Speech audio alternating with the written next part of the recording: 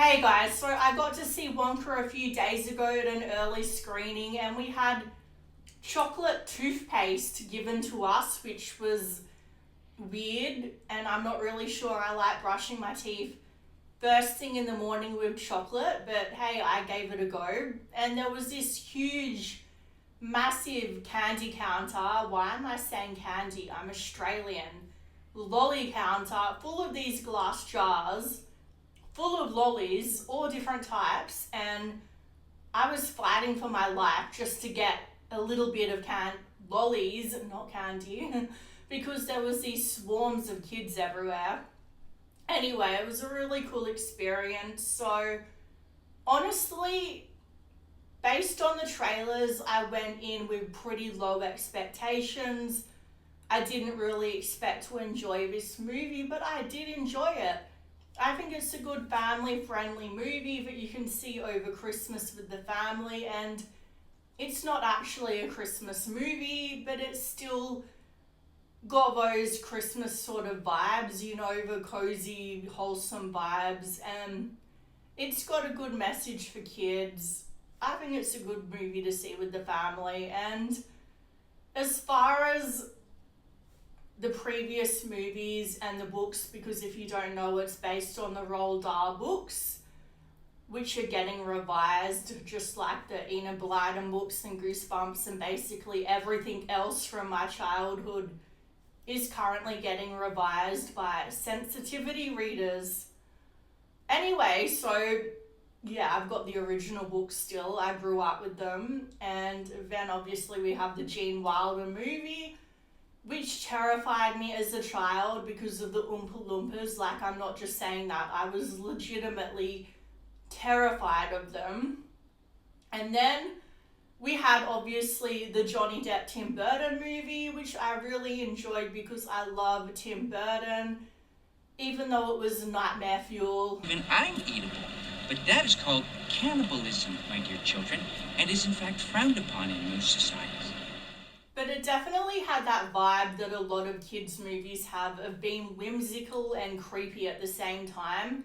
Like The Wizard of Oz with the flying monkeys and the witch, that terrified me too as a kid. Yet I could watch horror movies like Chucky and not be scared, so I don't know, I was a weird kid. I grew up on Goosebumps, okay? So that was like my gateway into scary things, I guess. But in terms of Wonka, look, we had the villains, the chocolate cartel, and they were okay. I would say they were pretty in the middle of the road for me. They weren't great, but they weren't horrible either. It was a fun idea to have the mafia type cartel, but with chocolate instead of money. And I think that the singing was okay. It was serviceable. It wasn't a standout, but yeah, it was alright. The songs were alright. So I went into it expecting to really dislike that we didn't get any part of the factory until the very end. We didn't see Wonka setting it up or anything like that. And they're setting it up for an obvious sequel, so we'll see what happens with that. But I actually didn't mind the story that we got with Wonka trying to set up his candy store, lolly store. Well, I guess in this movie it would be candy because it's set in Victorian era England, I think. I don't know. Anyway, so he sets up his store, he fights the chocolate cartel, and yeah, I didn't mind the story. So yeah, like I said, it's definitely being pushed as a Christmas family-friendly movie, so they're pushing the wholesome family-friendly vibes. It's a very sort of cozy Wonka movie, where the previous versions of it were quite, like I said, darker, edgier, creepy. It felt more nihilistic, like it was about punishing the kids. Though obviously it had the happy ending with the little kid Charlie winning the chocolate factory, but still overall it did feel like a very different tone to what we got here. And that's not necessarily a bad thing if you just take this movie as sort of its own thing. But when you connect it to the previous movies and go in expecting that same sort of tone, it can be a little bit disappointing.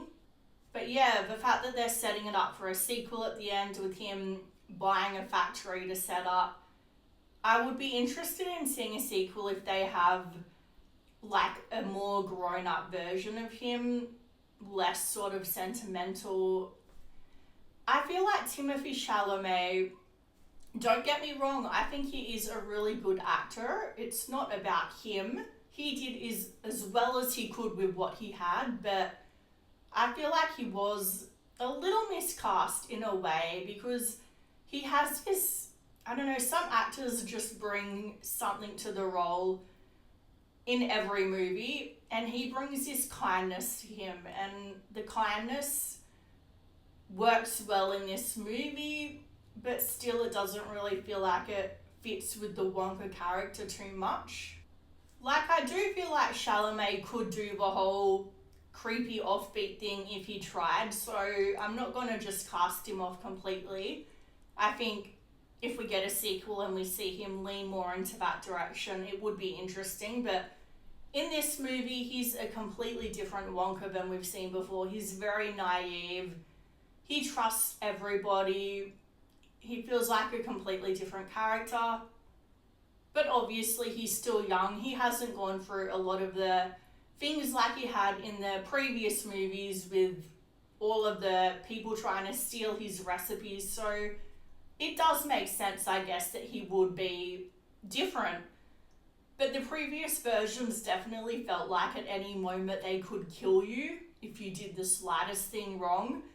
We definitely don't get this here. The set design was something I was a little concerned about. I thought they would probably go in the direction of complete CGI, but the effects were actually quite practical, and I was impressed with just how good it looked. So that was definitely a huge plus when it came to how the movie looked visually. And the director, Paul King, was the director of the first two Paddington movies, and you definitely felt that Paddington type vibe in this. And I was really happy about that. Paddington, they're some of my favourite movies. I even had to buy this. How adorable is it? He even has his little suitcase and the little "please look after this bear." Like, yes, I'm a grown woman who bought herself a teddy bear, and I'm not embarrassed about it. So anyway, I can't wait for the third movie, and I hope whoever directs it it'll, still feel like the previous two movies did. So I think that was a huge part of why this movie felt so family friendly, because it was a Paul King movie. So the actress that played Willy's mother was also in the Paddington movies, so was Hugh Grant in Paddington 2. So I think Paul King is like Tim Burton in that he likes to use the same people in his movies, and I'm not complaining about that. As far as Hugh Grant, he was definitely the standout of this movie for me. He was hilarious as the Oompa Loompa. He was so snobby, and it was a completely different take on anything that we'd seen in terms of the Oompa Loompas. It was the first time they were just terrifying, and the second time they were just sort of boring. And now, yeah, I would really love to see more of him in the sequel, and I wish we got more of him in this movie as well, and I never thought I would be saying that about an Oompa Loompa. So we had Rowan Atkinson, aka Mr. Bean, in this as well, and I loved Mr. Bean growing up. So I was really happy to see him in this movie, and I really wish they had given him more scenes. Overall, I enjoyed it. I would give it a 7 out of 10. So yeah, I would say go see it in the cinema. Let me know what you thought down below. Please like, comment, subscribe. It really helps me out. Thank you.